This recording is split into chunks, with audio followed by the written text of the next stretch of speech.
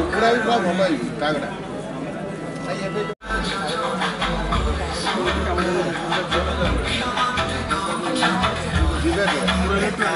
जिले में कुकुड़ा पालन छेली पालन आउ गो पालन माध्यम निश्चित भाव में स्वावलंबी हो पार। विभिन्न ब्लॉक से आज ब्रॉयलर फार्म मेडिसिन दुकान में सर मेडिसिन दुकान में ना बुड़ी गला आम खाद्य भी दबा घरुआ खाद्य दौचे कुकुड़ा केते मात्रा रे बढ़ुची ताकू जदी आम किणा खाद्यटा स्कीम रो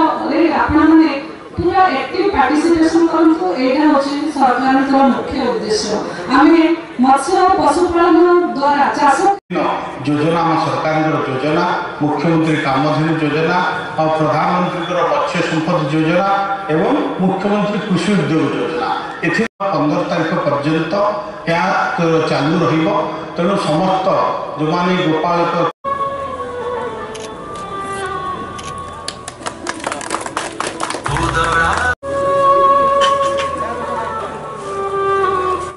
मत्स्य एवं प्राणी संपद विभाग द्वारा राज्य सरकार यशस्वी मुख्यमंत्री माननीय मोहन माझी आज सारा राज्य रे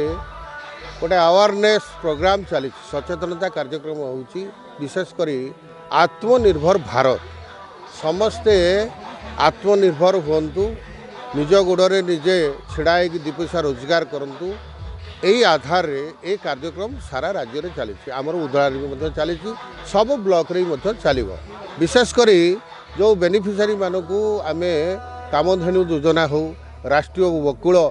मिशन किसान योजना रे हो बा आमर विशेषकर मत्स्य एवं कुकुड़ा चाष ठू आरंभ कर विभिन्न गृहपालित पशु पक्षी ठू आरंभ कर विभिन्न कार्यक्रम जो सरकार योजना अच्छी से सब्सिडी भी अच्छी फ्री स्कीम भी अच्छी आउ या आधार करी साधारण लोक साधारण चाषी दी पैसा रोजगार करूँ तार आर्थिक स्थिति भल रहू एवं आत्मनिर्भर हो एवं विशेषकर निज गोड़ निज छिड़ाई ता परिवार को चलो यहाँ ही सरकार विशेष योजना अच्छी। एटा हूँ सरकार गोटे बड़ सफलता। आपन को जानते मत्स्य पानी संपद विभाग प्रति ब्लॉक रे ओडिशा सारा आयोजित करा आज हूँ आम उदलार आयोजित करा आम मुख्यतः उदला ब्लॉक समस्त अग्रिम मत्स्य तथा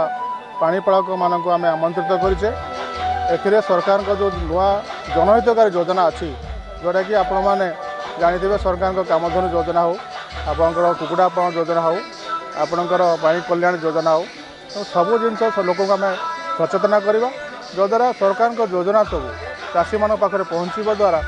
आर्थिक उन्नति होगा सहित राज्यर उन्नति करा हूँ माननीय मुख्यमंत्री निर्देश जे सरकारी योजना को ग्रासरूट लेवल पहुँचवा आम मुख्य लक्ष्य अच्छे।